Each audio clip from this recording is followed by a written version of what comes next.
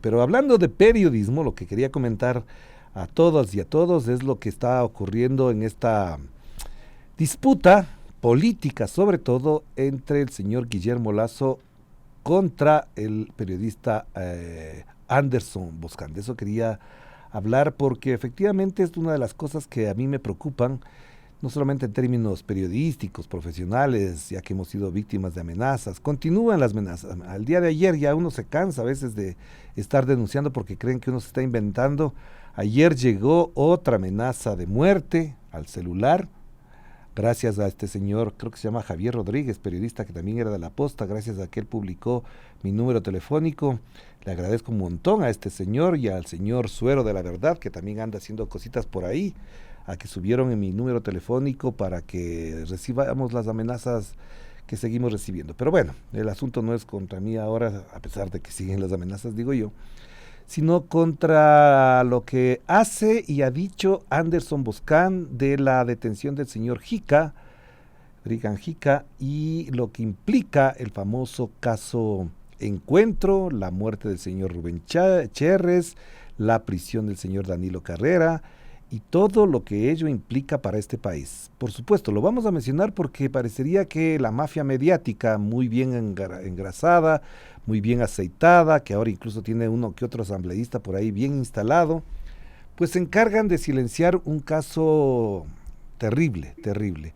Quizás, Meli, sería bueno poner para empezar el video donde el señor Anderson Boscan explica esta situación y a partir de ahí podamos comentar. No es muy largo, creo que no supera los 4 minutos y medio y efectivamente vale la pena tenerlo presente porque lo que él dice ahí no es poca cosa, de verdad. A todas aquellas personas que se consideran muy morales, que tienen la religión, la fe, van a misa los domingos, se persignan, se arrodillan ante la iglesia, etcétera, etcétera, este tipo de cosas parece que les pasa por alto. Y ahí es cuando uno entiende y cuando uno mide la trascendencia, la magnitud, la dimensión de una persona, de una personalidad instalada en el poder, que además tiene el descaro de amenazar con juicios en Canadá al periodista Anderson Boscan. Y de plano, por supuesto digo, con Anderson Boscan hemos tenido muchas diferencias, pero obviamente somos profesionales, tenemos nuestros puntos de vista y a partir de eso podemos ejercer el periodismo, por supuesto, cada uno a su modo, desde su perspectiva. Nadie puede negar la perspectiva, la mirada que tenga cada uno de los acontecimientos. Escuchemos lo que dijo Anderson Boscan en una entrevista en el canal de YouTube Ingobernables a propósito de esta situación para después comentar y también pasar la respuesta del señor Guillermo Lasso Mendoza. La mujer está muy sensible y se pone a llorar y le preguntan ¿qué te pasa? Y le dice, es que este no es un caso solo de corrupción, aquí hay pedofilia. Porque teníamos múltiples testigos que nos hablaban de un señor que acostumbraba a tocar a niñas de 14 años de edad. Y no solo él, sino que había todo un círculo alrededor de él, una cosa muy desagradable en la oligarquía guayaquileña, donde estos machos bravos iban, pagaban los servicios de prostitución de una menor de edad y disfrutaban entre todos. Y sabíamos que había alguien en la mafia albanesa que tenía estos videos. Estábamos como locos tratando de llegar a estas personas, que eran dos, y con las que intentamos hacer muchos contactos. Y ay, ¿por qué hablas con mafiosos? Pues por eso, para intentar llegar a esas informaciones. Entonces la Moni cuenta esto, la gente se aterra y nos hacen subir la Moni a regañarme. Ah, ya. Hola, Moni. Y nos han hecho subir a los dos. Nos reunimos, creo que estaba la chica de comunicación de la fiscal, la Moni y yo. Y esa es una reunión muy tensa porque, claro, la Moni está insistiendo en que la fiscalía haga algo con la pedofilia. La fiscalía dice, ya, pero yo no puedo venir solamente porque me dicen que esto sucede. Digo, no es que le digo que he escuchado, que me han contado. Estoy diciendo que tengo una fuente de unos videos que quisiera llegar a un acuerdo con la fiscalía. Esa fuente es un mañoso, es un mafioso. También le ofrecimos a la fiscal un colaborador para el caso de corrupción. Una fuente nuestra que quería colaborar con la justicia. A lo que ella se negó. Por supuesto, es potestad del fiscal decidir con quién acepta, con quién no. A veces está Mayra Salazar y a veces está en nosotros. No le interesaba a la fiscal, no le interesaba ir demasiado rápido. Not too much, not too soon. No muy pronto, no demasiado. Y Diana declina de esto. Diana tiene interés por otra fuente, que es una fuente videográfica, ¿no? Unos videos que tenemos Mónica y yo y que ella sabía que teníamos. Y entonces insisten que nosotros le entreguemos esos videos. Y que con esos videos ella levanta el caso. Le decimos, no podemos entregar esos videos porque esos videos salen de nuestra fuente. O sea, nuestra fuente es pública, es visible, es reconocible y se sabía quién traicionó a esa estructura. Y Ana dice, pero no pasa nada, yo lo allano a usted. Eso fue maravilloso. Yo lo llamo a usted. No, de verdad, de mentiras. Y en el allanamiento encuentro esto, me lo llevo y abro el caso. Digo, no, eso no va a pasar. Entonces me dice, entonces yo lo llano de verdad. Digo, pues alláneme. Y que Mónica dice que es un momento hipertenso porque Salazar puede llegar a ser grosera y yo también. Y me dice, yo le digo, alláname. Y ella me dice, pues lo hago y unos me van a aplaudir y otros me van a criticar. Y le digo, sí, y ahí vamos a ver quién tiene el hinchado más grande. Y me dice Salazar, bueno, no lleguemos a eso. Deme el nombre de su fuente. Y yo allano su fuente. Así no es usted el que me la da, sino su fuente. Digo, doctora, lo que usted me pide es incompatible con el oficio periodístico. Simplemente usted me está pidiendo que yo condene a muerte a una persona, porque no es lo que le va a pasar con la justicia. Es que cuando lo cojan lo van a matar. Ya habían matado a Rubén Cherres, ya no sabía de lo que era capaz esta estructura. Bueno, la reunión termina porque nos pasamos de palabras y yo le digo, permiso, yo voy a hacer el trabajo que no hace Fiscalía. Claro. Más ego no cabía ya en ese cuarto. Y yo decía esto, yo tenía esa reunión, como lo digo, para coger un video, supuestamente de un gerente general de Petroecuador cogiendo plata. Así que, ¿qué te diré? Fue una reunión muy, muy tensa. La Fiscalía sabía de la pedofilia y bueno, así como esas hubo varias reuniones tensas con Salazar, llamadas tensas con Salazar, enviados tensos de Salazar a negociar por ella, perdón. Sí, o sea, la pedofilia está y todo, pero nunca hubo entonces al final, nunca hubo una investigación con respecto a ello. Con ese fragmento de lo que conversa Anderson Boscan con Alondra Santiago, le hemos invitado por supuesto a Anderson Boscan para que comente acá.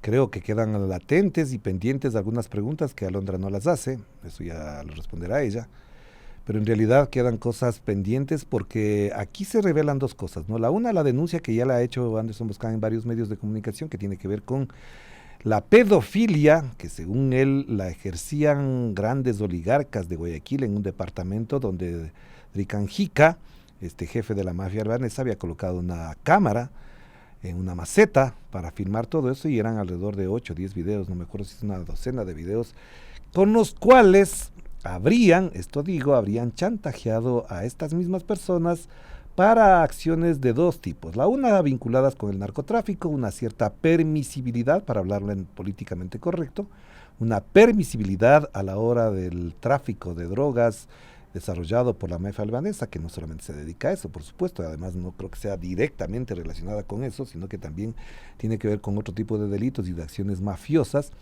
Y la otra cosa que es sumamente grave, absolutamente grave, es la financiación de la campaña electoral de Guillermo Lasso del año 2021. Esto lo dice Anderson Boscan, se ha comentado, se ha dicho, en su momento lo dijimos aquí, se señaló que había demasiada plata que no estaba registrada en el Consejo Nacional Electoral y de la cual, por supuesto, ni este gran tribunal contencioso electoral ni el Consejo Nacional Electoral hicieron absolutamente nada. No se olviden que la campaña del 2017, la campaña del 2021 quizás debajo de la del señor Daniel Noboa ahora, que ese es otro tema para conversar en otro momento, fue una de las más grandes y más costosas. Creo que solamente le ha superado Daniel Noboa al señor Guillermo Lasso en cuanto a la proporción y a la dimensión de la campaña electoral. Pero más allá de esa comparación, oportuna, siempre será oportuna, porque cuando hablan de miles de millones de dólares de otros sectores políticos no los prueban. Y aquí hay algunas evidencias. Ahí habla del financiamiento de la campaña electoral del señor Guillermo Lasso en el año 2021, en la que venció, hasta ahora a mí no me queda la convicción de que le ganó a Andrés Arauz, sobre todo por la votación en Guayaquil. Digo, ese es otro tema, pero bueno. La otra cosa, tomando en cuenta este asunto de la vinculación de Dricanjica con la muerte del señor Cherres, con el señor Danilo Carrera y obviamente con el poder político y la policía y la fiscalía, son cosas muy, pero sumamente graves. Insisto, una vez más, son sumamente graves y no están tratadas adecuadamente en los medios de comunicación. Y siempre habrá la penosa y desastrosa comparación. Si esto hubiese ocurrido en el gobierno de Rafael Correa sería un escándalo, entonces los Arturo Torres, los hijos bobos y todos los demás estarían haciendo un escándalo mundial, estarían todos los medios de comunicación, pero no pasa de ser una noticia la detención del señor Drikan Jika en Emiratos Árabes Unidos, si me equivoco me corregirán. Qué casualidad, a pocos días después de que vino haciendo su gira por allá el señor Daniel Noboa. Dejo eso como una duda. Pero obviamente en todo esto la figura que aparece grandísima, brillante, copando todo el espacio de lucubración, de dudas, de sospechas y también de certezas, es el señor Guillermo Lasso Mendoza.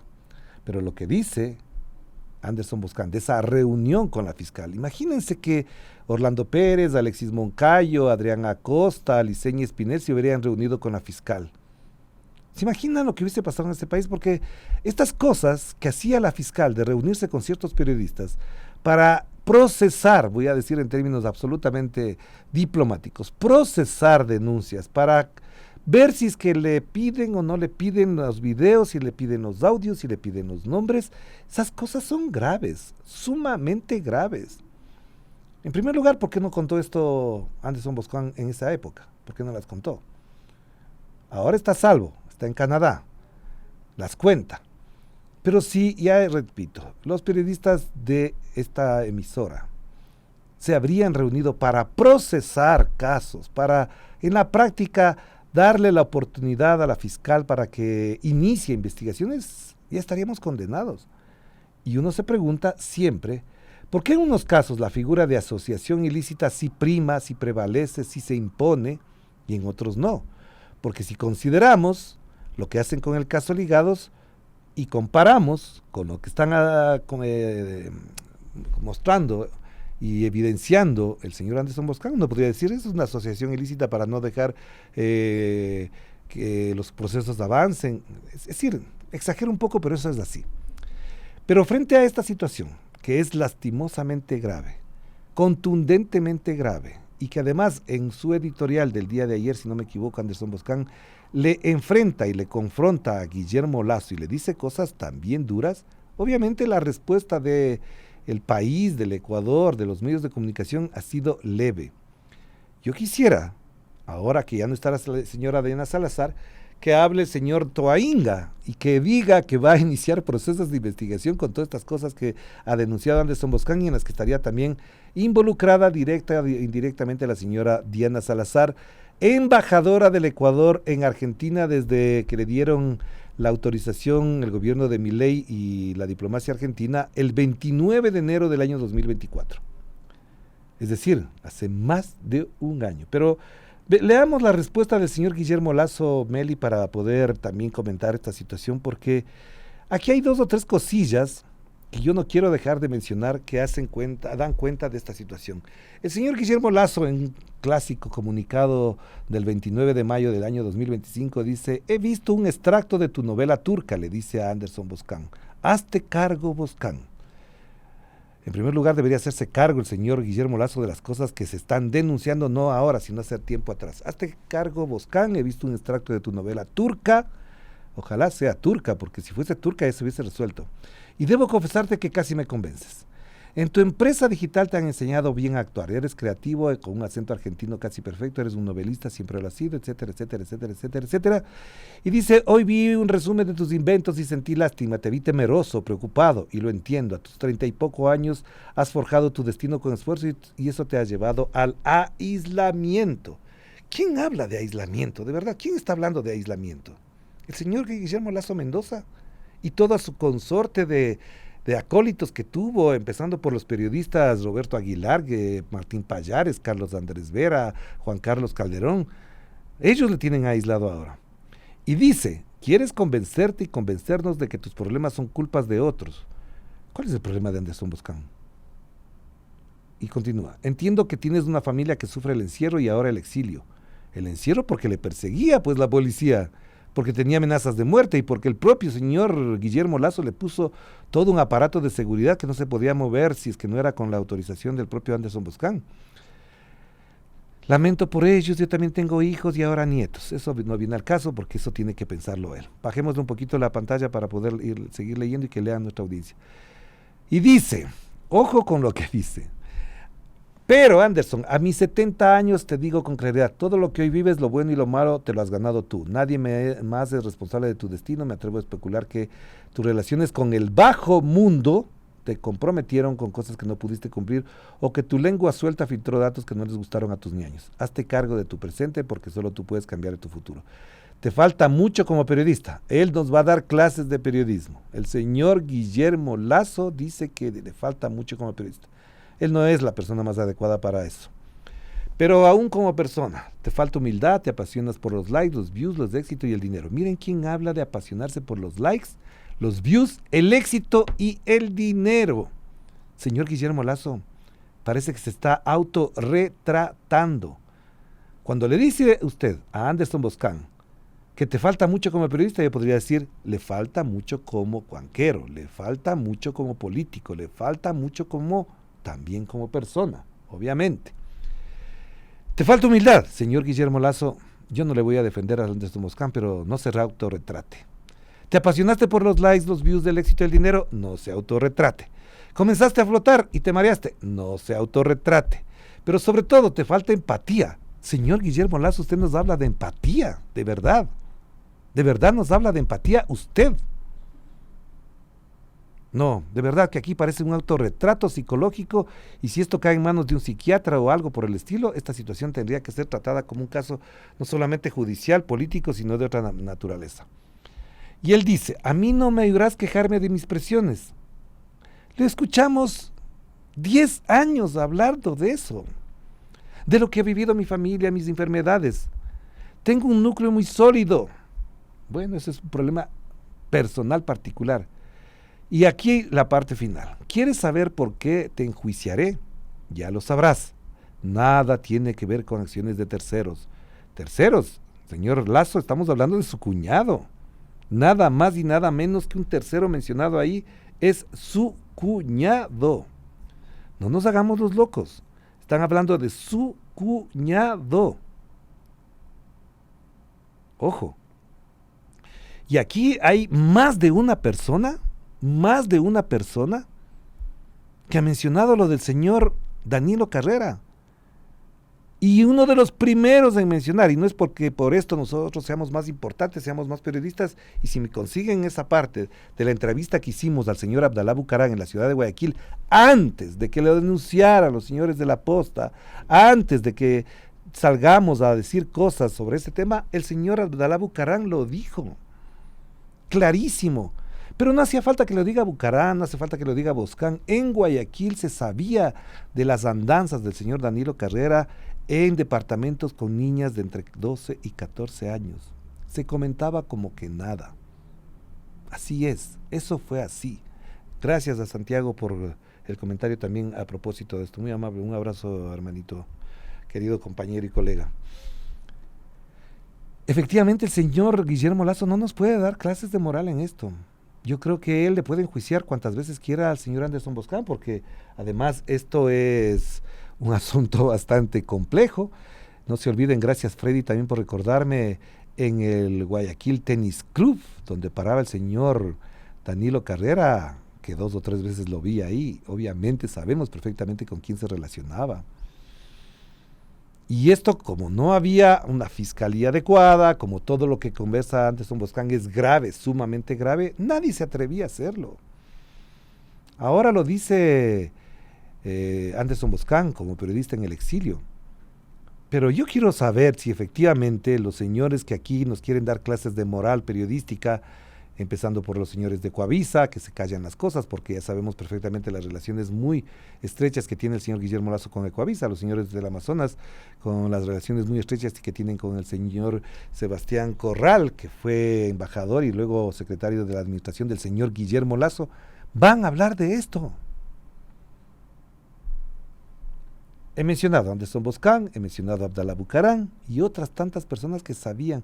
Y entonces la pregunta que uno se hace es, ¿por qué ahora esto queda prácticamente en un segundo o tercer plano? ¿Qué va a hacer el señor Toainca, ya que no está la señora Salazar? ¿Qué van a hacer los medios de comunicación cuando el señor Jica empiece a hablar? O lo otro que queda latente y queda pendiente es, el señor Jica va a negociar su silencio y sus acusaciones con la entrega de información o callándose con la información que tenga y tiene, según lo que ha denunciado el señor Anderson Boscan? ¿La va a negociar? ¿La va a tener a la mano la fiscalía que investigue esto?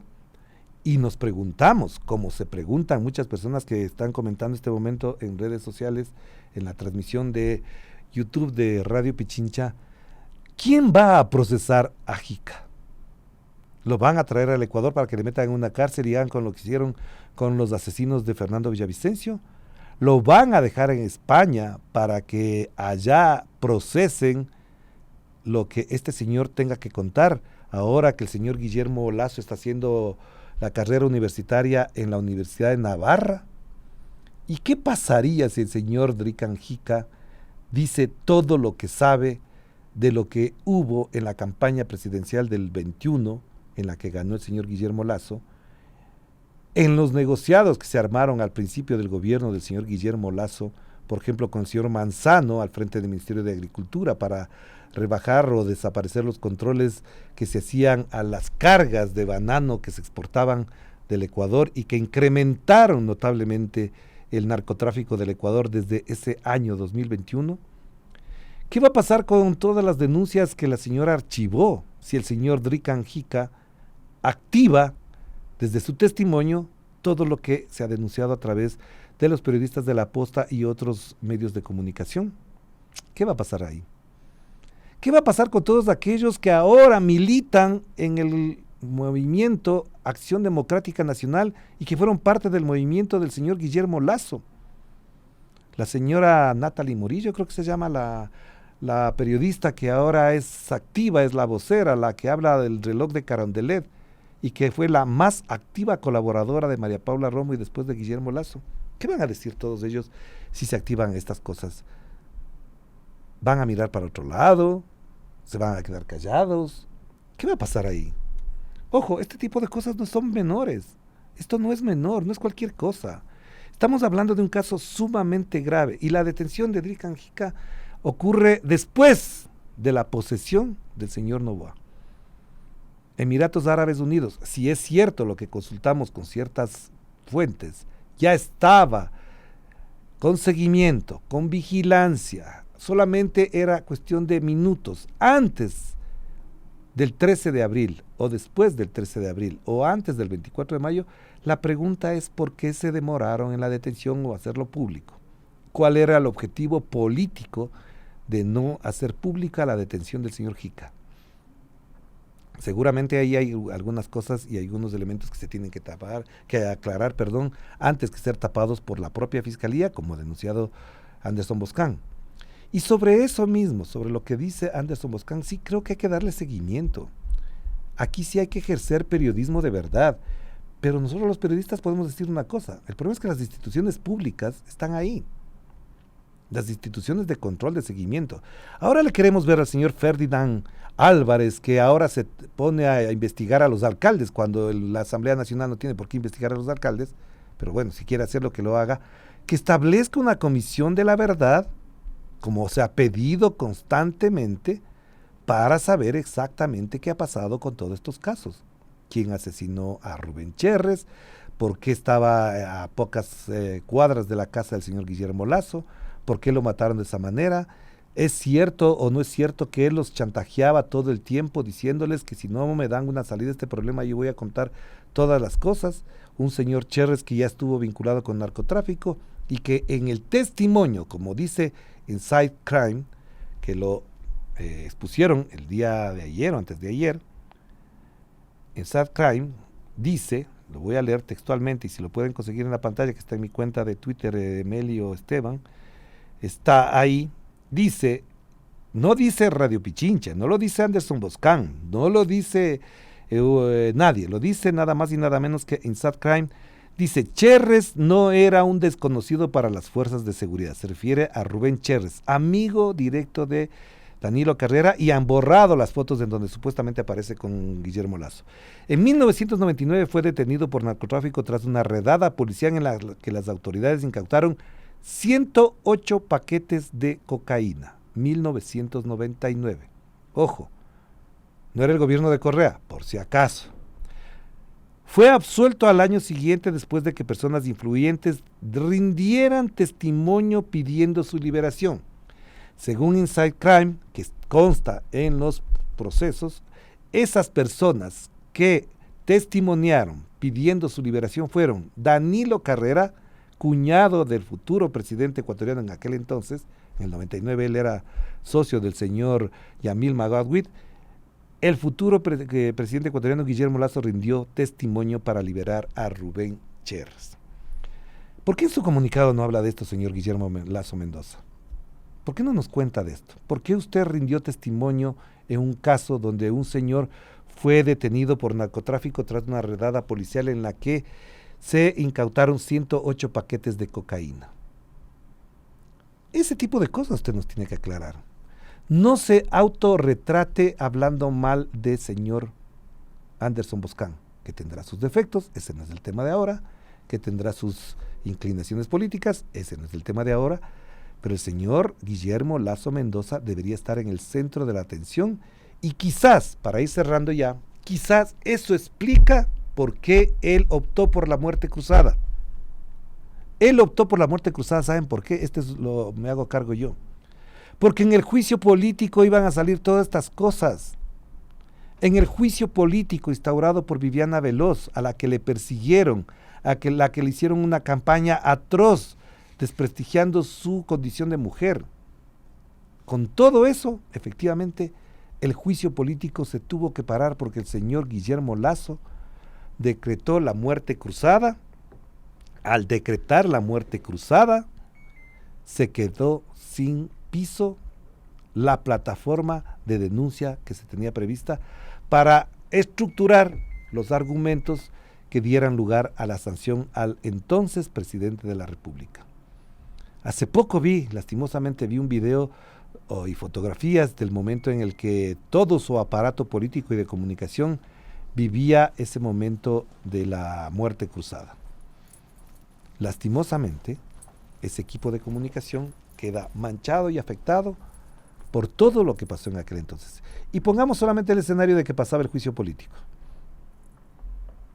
Si el juicio político ocurría y todas estas denuncias se hacían públicas y se hacía políticamente la acusación correspondiente, porque por el lado de la fiscalía ya sabemos que eso no iba a ocurrir, en el juicio político sí iba a ocurrir, en el juicio político sí iban a poner todo este tipo de cosas.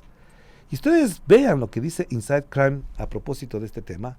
Todo esto habría sido argumentos suficientes para condenar al presidente de aquel entonces, Guillermo Lasso Mendoza. Pero ahora, para lavarse la cara, para lavarse la imagen, porque cree que está impoluto y está sin persecución judicial alguna, lo que pasaría si el señor Rican Jica denuncia todo esto sería algo grave y sumamente grave. Pero como no estamos en la época del duro periodismo, de los grandes investigadores, del Arturo Torres sacando desde Estados Unidos todas sus cosas, de los de Fundamedios con César Ricaurte sacando documentos y casos, Juan Carlos Calderón y todos los demás, calladitos. ¿Saben por qué?